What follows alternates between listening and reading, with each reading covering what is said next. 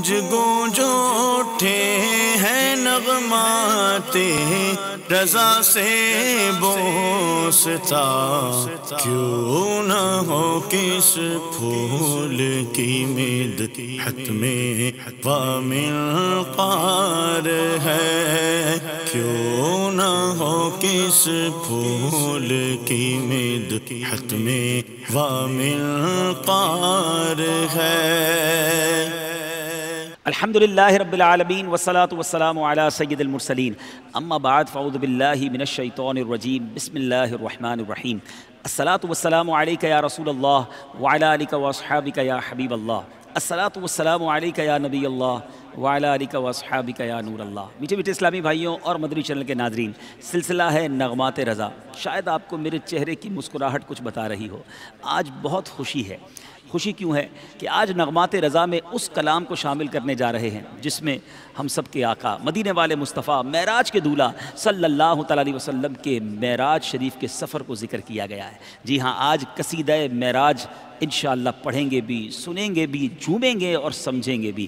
بہت بار سنا ہوگا مگر شاید اس کے بہت سارے اشعار مدنی چینل کے ناظرین ہم سمجھ نہ سکے۔ آج اعلیٰ حضرت کی شاعری کا وہ شاہکار سننے جا رہے ہیں، یقیناً تیار ہو جائیے، دل جھومتے جائیں گے، اللہ نے چاہا روح بھی جھومے گی، اور اعلیٰ حضرت سے محبت میں بھی اضافہ ہوگا اور ان کے صدقے نبی پاک علیہ الصلوۃ والسلام کی محبت میں بھی اضافہ ہوگا۔ اے میرے میٹھے اسلامی بھائیوں، معراج کا سفر بڑا مبارک سفر، بڑا نورانی سفر۔ شاعر لکھتے ہیں نا، عرش سے نور چلا اور حرم تک پہنچا، سلسلہ میرے گناہوں کا کرم تک پہنچا، تیری معراج کہ تو جانے کہاں تک پہنچا، میری معراج کہ میں تیرے قدم تک پہنچا۔ ایک نئی جگہ ہے، ایک نیا انداز ہے، اور میں آج اکیلا ایک نعت خواں کے ساتھ نہیں، آج الحمدللہ چار بڑے پیارے ثنا خوان رسول میرے ساتھ ہیں۔ دلہن کی خوشبو سے مست کپڑے، نسیم گستاخ آنچلوں سے غلاف مشکی جو اڑ رہا تھا، غزال نافے بسا رہے تھے۔ کافی مشکل الفاظ ہیں کیونکہ پرانی اردو بھی ہے اور بڑی کمال کی اردو بھی ہے۔ اعلیٰ حضرت لکھتے ہیں، اب اس کے مشکل الفاظ، نسیم گستاخ، نسیم تو کہتے ہیں صبح کی ہوا کو، مگر کیا صبح کی ہوا بھی گستاخ ہوتی ہے؟ یہاں اعلیٰ حضرت دکھ رہے بے ادب ہوا، اب اس ہوا نے ایسا کیا کیا ہے یہ آگے بتاتے ہیں۔ آنچل، یہاں آنچل سے مراد دامن ہے، مشکی سیاہ رنگ یا مشک خوشبو میں بسا ہوا، سیاہ رنگ کا یا مشک خوشبو میں بسا ہوا، اس سے مراد یہ بنتی ہے۔ غزال، یہاں ہرن، غزال ہرن جو ہے، یہ غزال جو ہے وہ ہرن کو کہتے ہیں، اور نافے جو ہے ہرن کی وہ تھیلی جس میں کستوری جمع ہوتی ہے۔ اعلیٰ حضرت امام علیہ السلام کہتے ہیں کہ دلہن جو ہے یعنی کعبہ معظمہ کے خوشبودار غلاف، جو دلہن کے یہ مست کپڑے ہیں، اور جو باد نسیم ہے، جو صبح کی ہوا ہے، بڑی چالاکی کے ساتھ اس کے ساتھ کھیل کر، یعنی اس میں ہوا صبح کی آ رہی ہے، صبح کی ہوا کے جھونکے آ رہے ہیں، اور دلہن کی جو کپڑے ہیں یعنی غلاف کعبہ ہے اس سے یہ خوشبو چرا رہی ہے، اور خوشبو اتنی پیاری ہے کہ ہرن کے جو کستوری ہے، ہرن جو ہے اس کی جو کستوری ہے، ہرن اپنی تھیلیاں آ کر بھرتی ہے اپنی کستوری کو، یعنی یاد رہے دنیا کی بیسٹ خوشبو، ون آف دا بیسٹ، سب سے اچھی خوشبو میں سے خوشبو کستوری کو کہا جاتا ہے کہ وہ ہرن کے اندر سے ایک تھیلی نکلتی ہے۔ مگر اعلیٰ حضرت کہتے ہیں کہ اس دن غلاف کعبہ سے ایسی خوشبو آ رہی تھی، اور صبح کی ہوا ایسی ان خوشبوؤں کو پھیلا رہی تھی کہ ہرن جو ہے وہ اپنی تھیلیاں کستوری جو ہے اس خوشبو سے بھر کے جا رہی ہے۔ اللہ غنی، کیا مثال دیتے ہیں اعلیٰ حضرت۔ اب چلتے ہیں اگلے شعر کی طرف۔ اعلیٰ حضرت فرماتے ہیں کہ اب نبی پاک علیہ الصلوۃ والسلام کے معراج کا جو کعبہ مشرفہ اور حرم کا تو کچھ تذکرہ کر دیا، آپ کہتے ہیں پہاڑیوں کا وہ حسن تزئین، وہ اونچی چوٹی، وہ ناز و تمکین، صبا سے سبزے میں لہریں آئیں، دوپٹے دھانی چنے ہوئے تھے۔ پہاڑی کی بھی بات ہو رہی ہے اور دوپٹوں کا بھی تذکرہ ہے، اعلیٰ حضرت بھی کمال کرتے ہیں۔ آئیے ذرا مشکل الفاظ کے پہلے معنی سمجھتے ہیں۔ یہاں تزئین سے مراد ہے آرائش و زیبائش، ڈیکوریشن۔ اچھا، ناز و تمکین، ناز و انداز، شان و شوکت۔ اچھا، اب صبا سے مراد ہے موسم بہار میں جو مشرق کی طرف سے ہوا چلتی ہے اس کو صبا کہتے ہیں۔ اب اس سے مراد میرے میٹھے اسلامی بھائیو کیا ہے؟ دھانی، ہلکا سبز رنگ، یعنی دھان یعنی چاول بونے کے قابل جو زمین ہوتی ہے نا، اس کو کہا جاتا ہے، اور دھانی سے مراد ہلکا سبز رنگ، چنے ہوئے تھے، سمیٹے ہوئے تھے، سریکے سے رکھے ہوئے تھے۔ تو اب یہاں اعلیٰ حضرت کیا فرما رہے ہیں؟ اعلیٰ حضرت فرماتے ہیں کہ سبحان اللہ، ذرا پہاڑوں کی بھی سن لیجئے، ان کی خوبصورتی اور بلند چوٹیوں کا روب و دبدبا، واہ واہ کیا کہنے، باد صبا نے ان کے سبزے میں جب پہاڑیوں پر آپ نے دیکھا ہوگا گھاس اگی ہوئی ہو اور ہوا چل رہی ہو اور وہ سبزہ لہلہا رہا ہو، اونچی پہاڑی ہو، اس کا ایک شان و شوکت ہوتا ہے، اس ہوا سے لہرانے والا جو سبزہ ہے وہ ایسا لگ رہا تھا کہ زردی مائل سبز رنگ کے دھانی رنگ کے دوپٹے جو ہیں وہ رکھے ہوئے ہیں، وہ دوپٹے لہرا رہے ہیں، یعنی معراج کے سفر میں پہاڑی اور اس کے سبزے بھی جھوم رہے ہیں اور دور سے ایسا محسوس ہو رہا ہے کہ سبز رنگ کے دوپٹے سلیقے سے سجائے گئے ہیں۔ کیا تخیل ہے، کیا امیجینیشن ہے اعلیٰ حضرت کا۔ اب چلتے ہیں 11ویں شعر کی طرف۔ اعلیٰ حضرت لکھتے ہیں کہ نہا کے نہروں نے وہ چمکتا، پہاڑ کی بات تو کر لی مگر نہر بھی نہاتی ہے، اللہ غنی، نہر میں لوگ نہاتے ہیں مگر میرے رضا کے تخیل میں نہر بھی نہاتی ہے، اور کیوں نہاتی ہے ذرا سنیے۔ نہا کے نہروں نے وہ چمکتا، لباس آب رواں کا پہنا کہ موجیں چھڑیاں تھی، دھار لچکا حباب تاباں کے تھل ٹکے تھے۔ اے میرے میٹھے اسلامی بھائیوں، کچھ مشکل الفاظ ہیں، پہلے سمجھتے ہیں پھر ایمان تازہ ہو جائے گا۔ آب رواں، اس سے مراد جاری پانی، یا چھڑیاں سے مراد کیا ہے؟ کپڑے کو اگر گوٹا لگا کر اس کو جو خوبصورت بنایا جاتا ہے، یا چھڑی کی جمع بھی ہے یعنی ہاتھ کی لکڑی یا بید، یہ بھی کہا جاتا ہے چھڑیوں کو۔ اچھا، دھار لچکا یعنی پتلا سا جو گوٹا ہوتا ہے، یہ جو شادی کے دنوں میں جو خوبصورت گوٹا کاری کی جاتی ہے، کپڑے کو سجایا جاتا ہے، یا یہ وہ والی سمجھے اصطلاحیں استعمال ہو رہی ہیں۔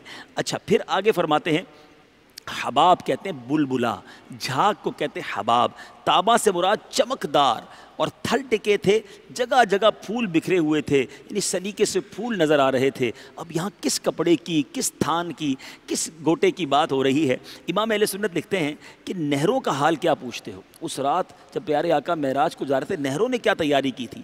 فرماتے ہیں کہ انہوں نے بھی خوب نہا دھو کر اپنے جاری پانی کا چمکتا ہوا لباس پہن رکھا تھا، نہریں بھی چمکدار ہو گئی تھیں، اور ان کی موجیں گھونگرو گوٹا اور ان کی دھاریں باریک گوٹے کی طرح نظر آ رہی تھیں، اور ان کے اوپر پانی کی خوبصورت حباب کہتے بلبلے کو، پانی کی خوبصورت رنگا رنگ بلبلے چمکدار اور رنگین پھولوں کی طرح جگہ جگہ ٹکے ہوئے تھے۔ اگر آپ نے ریمبو دیکھا ہو، جس کو قوس و قزح کے رنگ کہتے ہیں، جب صبح کا وقت ہوتا ہے اور 7 رنگ ہوں اور وہ 7 رنگ کسی نہر پر پڑیں اور اس میں بلبلے ہوں، تو ایسا فیل ہوتا ہے کہ وہ چاند تارے اور اس پر ایک پھول بکھرے ہوئے ہیں۔ اعلیٰ حضرت کہتے ہیں نبی پاک کی جب روانگی کا وقت تھا، نہروں نے بھی نرالا رنگ اپنایا ہوا تھا۔ کیا بات ہے میرے رضا کی۔ اب چلتے ہیں میرے میٹھے اسلامی بھائیوں 12ویں شعر کی طرف۔ پرانا پرداغ مل گجا تھا، اٹھا دیا فرش چاندنی کا، ہجوم تارے نگاہ سے کوسو، قدم قدم فرش بادلے تھے۔ اب اس شعر کا مطلب کیا ہے؟ اب یہاں میرے میٹھے اسلامی بھائیوں، مل گجا نہ میلا نہ صاف، یہ درمیانہ سا جو ہوتا ہے، بہت زیادہ صاف بھی نہیں اور بالکل میلا بھی نہیں۔ اچھا، کوسوں یعنی میلوں دور استعمال ہوتا ہے نا، کوسوں دور سے آئے ہیں تو میلوں۔ اچھا، بادلے یہ زری کا کپڑا یعنی جو ریشم اور چاندی کے تاروں سے بنایا جاتا ہے، اس کو بادلے کہتے ہیں۔ یہاں اعلیٰ حضرت امام اہل سنت کیا کہنا چاہ رہے ہیں کہ جیسے کسی بڑے مہمان کی آمد پر غالیچے اور قالین اٹھا لیے جاتے ہیں پرانے اور نئے بچھا دیے جاتے ہیں، تو اب معراج کی رات کچھ اس طرح کا انتظام کیا گیا کہ پرانا داغوں والا میلا کچیلا فرش اٹھا دیا گیا، یعنی 27ویں شب کو معراج ہوئی، جب چاند نظر نہیں آ رہا تھا، یاد رہے 27ویں شب کو چاند نظر نہیں آتا تو حالت، کیونکہ اس کی روشنی پرانی ہو گئی تھی اور اس کی جگہ نوری مخلوق یعنی فرشتے حوریں رضوان جنت نے اپنی آنکھیں فرش راہ کی گئی تھیں۔ چاند تو چلا گیا تھا مگر نوری مخلوق نے اس ماحول کو روشن کیا، گویا چاند کی چاندنی کا پرانا فرش اٹھا دیا گیا اور نورانی مخلوق کی آنکھوں کا زرعی فرش بچھا دیا گیا، کیونکہ جو خود سراج منیر ہو وہ کسی چاند کی چاندنی کا حاجت مند نہیں ہو سکتا۔ سبحان اللہ۔ اے میرے میٹھے اسلامی بھائیوں، گویا نبی پاک کی آمد تو کیا تھی کہ پرانے فرش کو تبدیل کر کے نوری مخلوق کی نگاہیں بچھی ہوئی ہیں۔ اب ذرا ان چاروں اشعار کو سنیے۔ پہلے ہم نے اب تک کعبے حرم کی بات سنی، ان چاروں اشعار میں اعلیٰ حضرت نے بالکل نئی بات کی ہے۔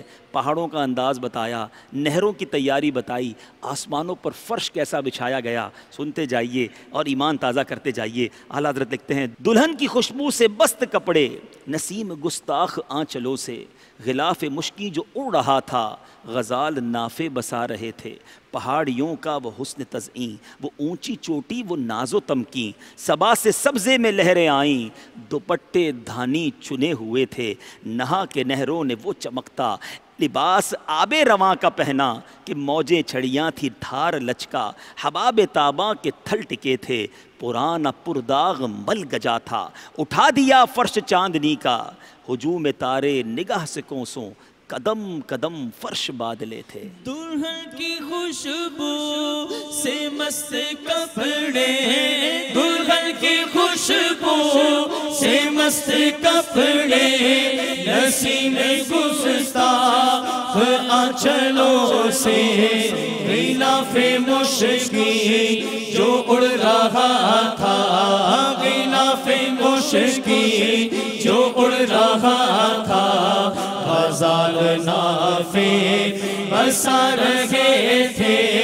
پہاڑیوں کا وہ حسن تزئین، پہاڑیوں کا وہ حسن تزئین، وہ اونچی چوٹی وہ ناز و تنگ کی، صبا سے سبزہ میں لہریں آتی، صبا سے سبزہ میں لہریں آتی، دوپٹے دھانی چنے ہوئے تھے، ناغا کے نہروں میں وہ چمکتا، ناغا کے نہروں میں وہ چمکتا، لباس آبے روا کا پہنا کہ موج چھڑیاں تھی دھار لچکا، کہ موج چھڑیاں تھی دھار لچکا، حباب تابا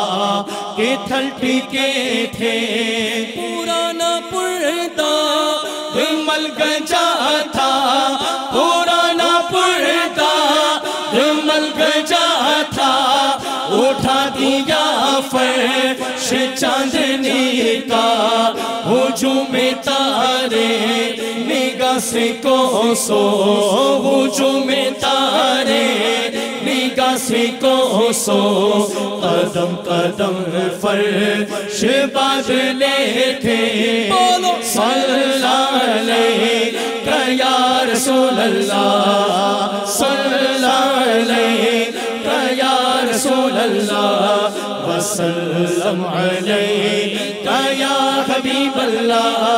ہے چار سوئے شورا معراج مصطفیٰ ہے چار سوئے شورا معراج مصطفیٰ ہے، معراج مصطفیٰ ہے، معراج مصطفیٰ ہے۔